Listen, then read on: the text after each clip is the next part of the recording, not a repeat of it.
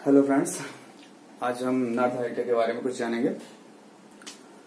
North America क्षेत्रफल की दृष्टि से एशिया अफ्रीका के बाद तीसरे स्थान पर है और इसमें दो बड़े कंट्री हैं, एक है कनाडा और दूसरा है यूएसए।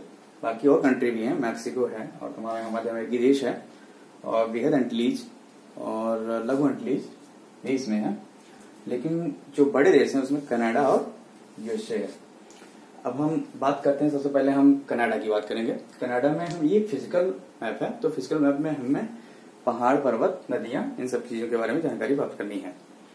तो फिर अगर हम सबसे पहले कनाडा के पास जाते हैं और कनाडा में ये जो यहाँ का इसके इधर का पार्ट है, ये पार्ट यूएसए का पार्ट है। यूएसए का पार्ट यहाँ पे है और यूएसए का पार्ट यहाँ पे है। इसके नीचे यूएसए का पार्ट है और ये भी पार्ट यूएसए का पार्ट है। इसको अलास्का बोलते हैं, अलास्का क्षेत्र बोलते हैं।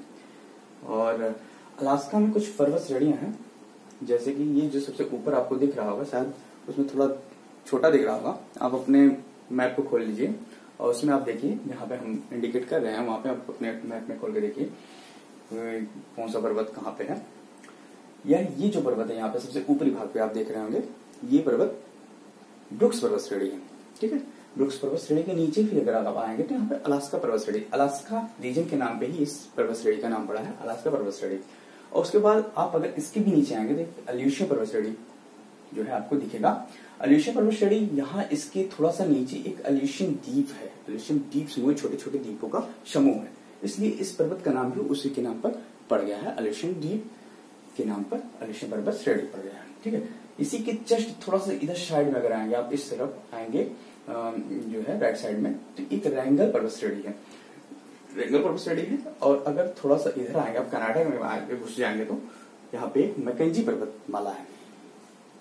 मैकेंजी पर्वतमाला जो है आप जानते हैं, मैकेंजी पर्वतमाला से ही एक नदी निकलती है जिसे जो है मैकेंजी नदी बोलते हैं, जो कि कनाडा की सबसे बड़ी नदी है।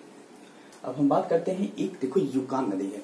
यूकान नदी कहाँ से, एक यूकान नदी इसी अलास्का के क्षेत्र में यूकान नदी बहती है। ये जो है काफी जो है चर्चित नदी है, पूछा भी ज्यादा है यूकान नदी के बारे में। तो यूकान नदी यहाँ से जो है अलास्का पर्वत श्रेणी से निकल के ये इस तरफ यहाँ जो है ये जो चुपची सागर और जो है वेरी सागर में जाके ये गिरती है। अब फिर जो है यहाँ आप पर्वत श्रेणी तो आप समझ गया। और हाँ, एक बात और, इसमें जो पूरे जो है नॉर्थ अमेरिका का जो सबसे ऊंचा भाग है, जो ऊंचा शिखर है जो है वो माउंट मैकिनले पर्वत है। माउंट मैकिनले पर्वत है। ठीक है, तो वो जो कि अलास्का पर्वत श्रेणी पर माउंट मैकिनले शिखर सबसे ऊंचा भाग है। और सबसे नीचा भाग क्या है? डेथ वैली है, जो कि अभी आपको हम बताएंगे। डेथ वैली यहाँ इस तरफ है। ठीक है, अब फिर यहाँ पे कुछ झीलें भी हैं। कनाडा में कुछ झीलें हैं, झीलों के बारे में भी हम जान लेंगे। झील जैसे कि सबसे ऊपर देखो, कभी कभी जो है एग्जाम में क्रम पूछ लेता है कि नॉर्थ से साउथ तक जो भी झीलें हैं उनका क्रम बताइए। तो देखिए सबसे ऊपर जो है ये ग्रेट बियर लेक है, झील है, ग्रेट बियर झील। उसके बाद ग्रेट स्लेव झील, फिर अथाबास्का झील, फिर रेंडियर झील, फिर विनिपेग झील। ओके, सबसे पहले कौन सा है? Great Bear, Great Slave, Athabasca, Reindeer और विनिपेग। ठीक है, और ग्रेट लेक्स के बारे में आप जानते होंगे, बहुत चर्चित है, काफी एग्जामों में ये पूछ चुका है। ग्रेट लेक्स, अमेरिका का ग्रेट लेक्स, जिसमें 5 जो है झीलें हैं। 5 झीलों में जो है सबसे बड़ा जो है मीठे पानी का झील सुपीरियर झील है। सुपीरियर, मिशिगन, एरी, ओंटारियो और ह्यूरन। ठीक, ये 5 है। अभी 5 के बारे में हम डिस्कस करेंगे, पहले इसको आप एक बार जो है याद कर लीजिए। सबसे पहले कौन सा है? सबसे पहले जो है बियर है, ग्रेट बियर, फिर ग्रेट स्लेव, फिर अथाबास्का, फिर रेंडियर, फिर विनिपेग। ठीक है, इसमें भी आप जो है थोड़ा सा एक बार प्रैक्टिस कर लेंगे तो ये चीजें दिमाग में बैठ जाएगी। और फिर यहाँ पे झीलों के बाद हम जो है यहाँ पे देखते हैं, ये हडसन की खाड़ी है। ये बड़ा भाग देख रहे हो आप कनाडा का, ये हडसन की खाड़ी है। हडसन की खाड़ी, एक हडसन नदी भी है। हडसन नदी आप कंफ्यूज ना हो जाइए, हडसन नदी जो है हडसन की खाड़ी में, ऐसा कुछ नहीं है। हडसन की नदी हडसन की खाड़ी नहीं, बल्कि हडसन की नदी एक इधर है, अमेरिका में जो है मिलता है। उसको भी बाद में हम बताएंगे, इधर अमेरिका से वो जाती है ये, लेकिन हडसन की खाड़ी है, इसको याद रखे रहना। और ये हडसन की जलसंधि है।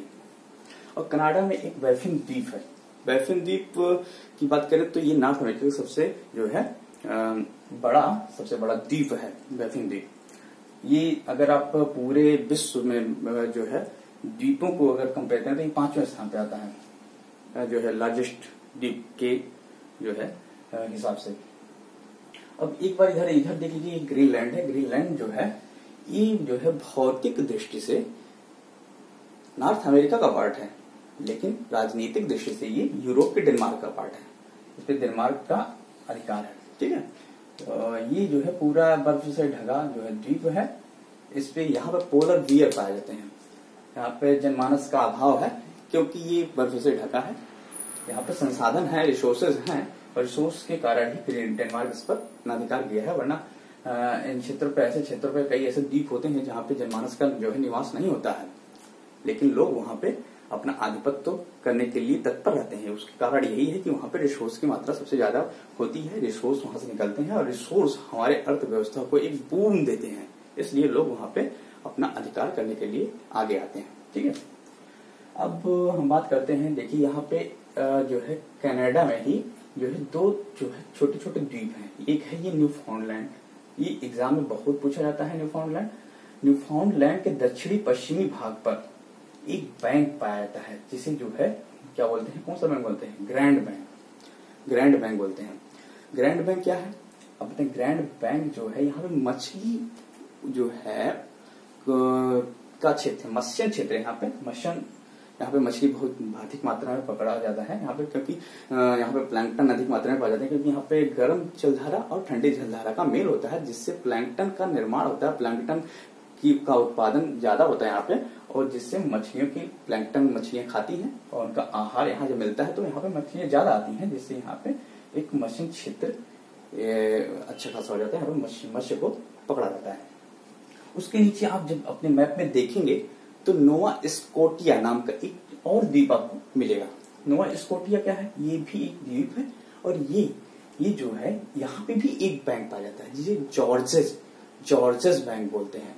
यहाँ पे भी वही चीज है, प्लैंकटन की मात्रा यहाँ पे ज्यादा होती है, मछलियां आती हैं, ये मत्स्य क्षेत्र है। और आपने सुना होगा फंडी की खाड़ी भी यहाँ नोवा स्कोटिया के ही पास ही है। फंडी की खाड़ी, जहाँ पर विश्व का सबसे अधिक ऊंचा ज्वार आता है, ठीक है।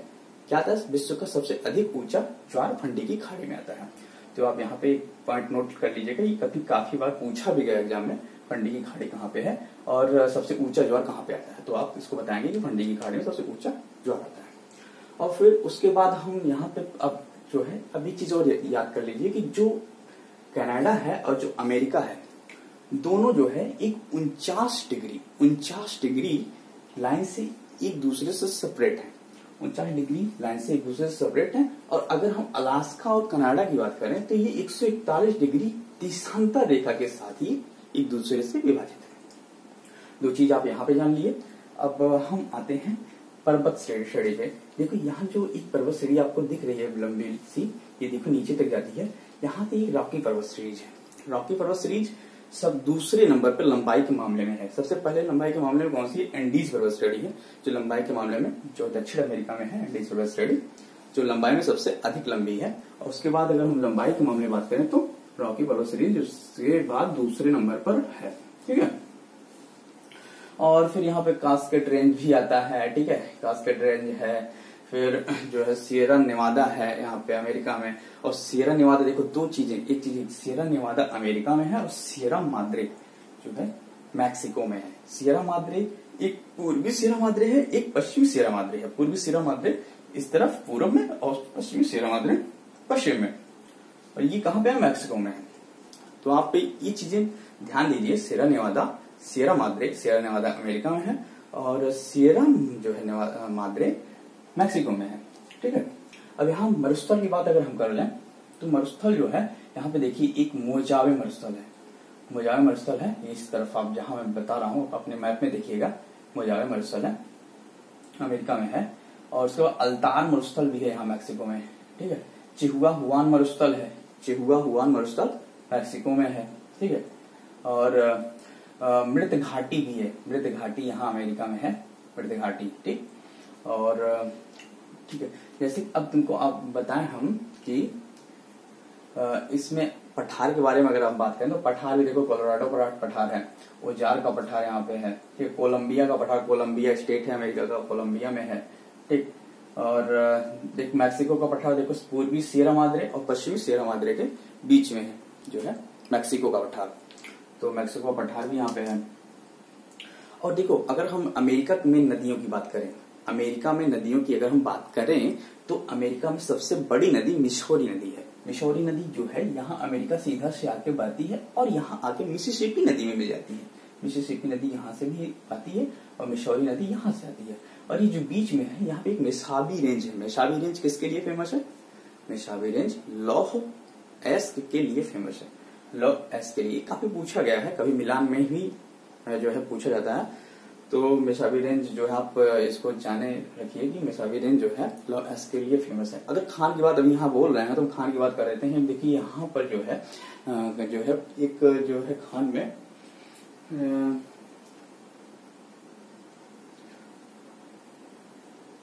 देखो, अमेरिका में एक बूटे की खान है। अमेरिका में एक बूटे की खान है। बूटे की खान जो है वो सीसा और जस्ता के लिए फेमस है। यहाँ 2 एस एक साथ मिलते हैं, ये 2 एस के लिए फेमस है बूटे की खान। और एक खान आपको बता दें, अमापा की खान है, जो कि कनाडा में है। अमापा की खान जो है कनाडा में है। और सॉरी कनाडा, अमापा की खान नहीं, मुझे थोड़ा सा स्किप हो रहा है दिमाग से। अमापा की खान तो ब्राजील में है। इसको हम बाद में बताएं कौन सी खान है यहाँ पे। खैर, हम यहाँ पे नदियों के बारे में बात कर रहे थे। तो यहाँ पे मिसौरी नदी यहाँ पे सबसे लंबी नदी है, मिसिसिपी नदी भी है। और ये जो बीच वाला भाग है ये प्रेरी प्रदेश है।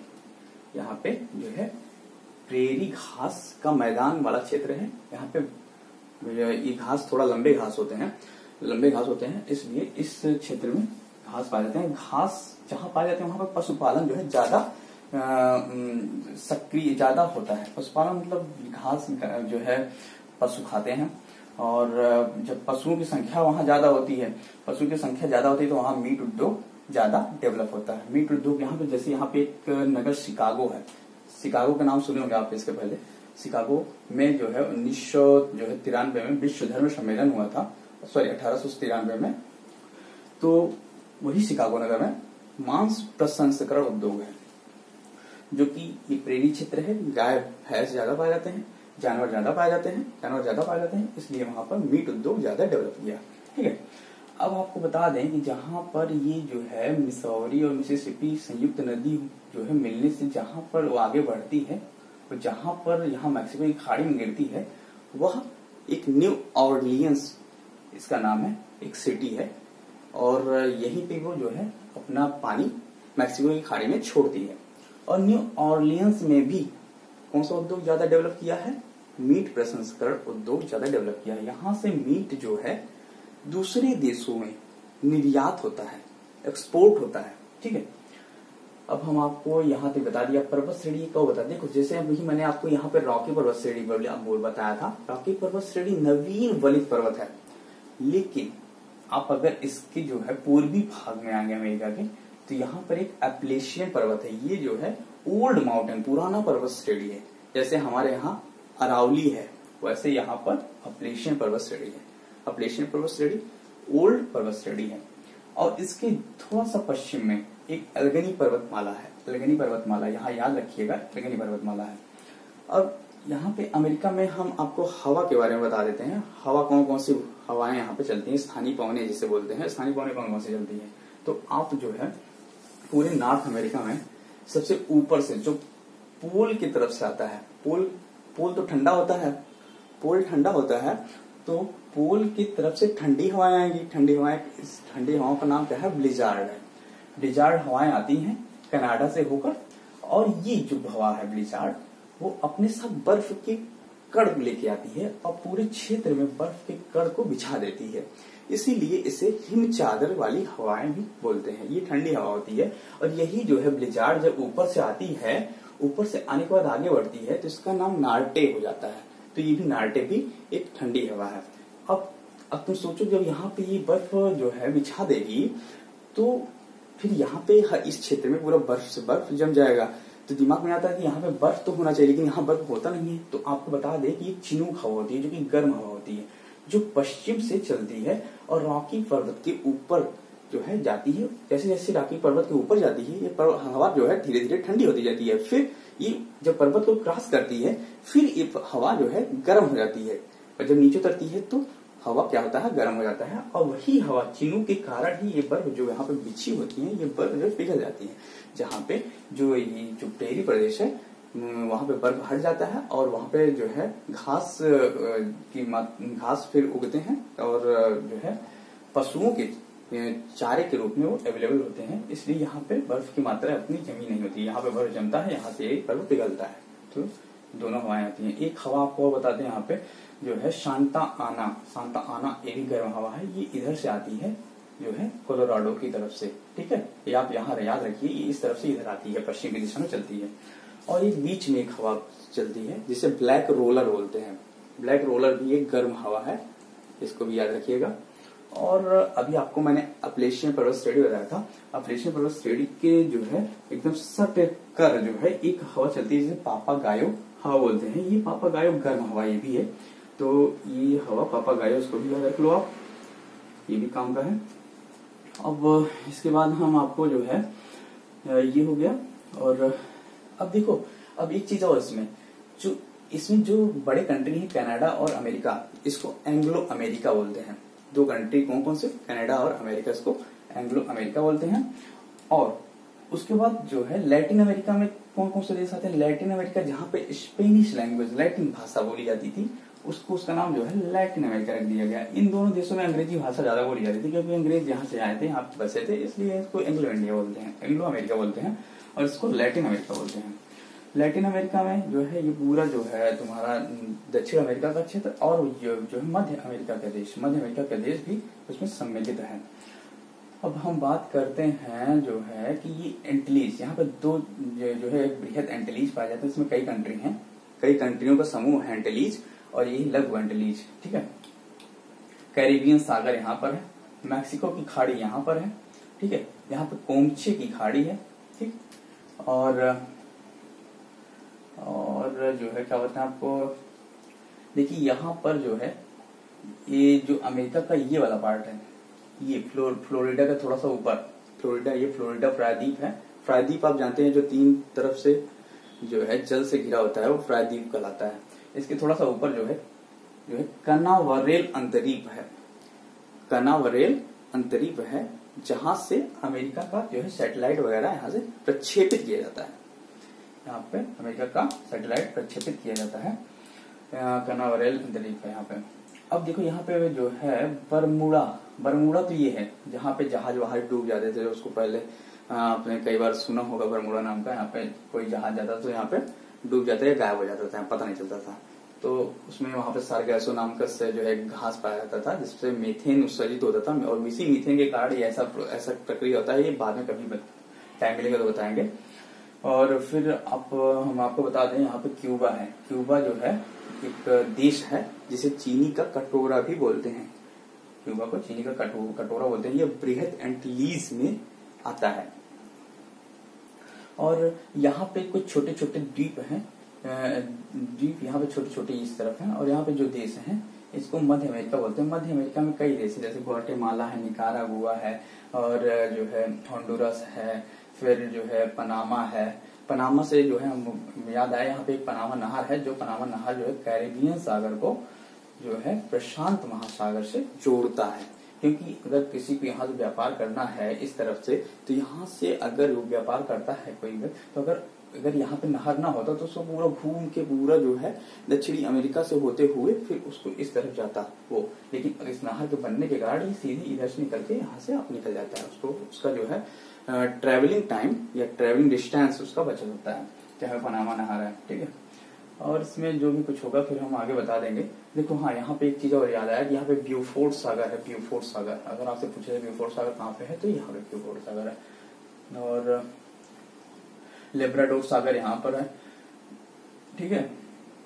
चलिए, और फिर हम आगे वाले वीडियो में बताएंगे। अब हमारा टाइम यहीं पे समाप्त होता है, फिर हम आएंगे किसी और दिन कुछ और नया आपके लिए लेकर। और बस आज इतना ही।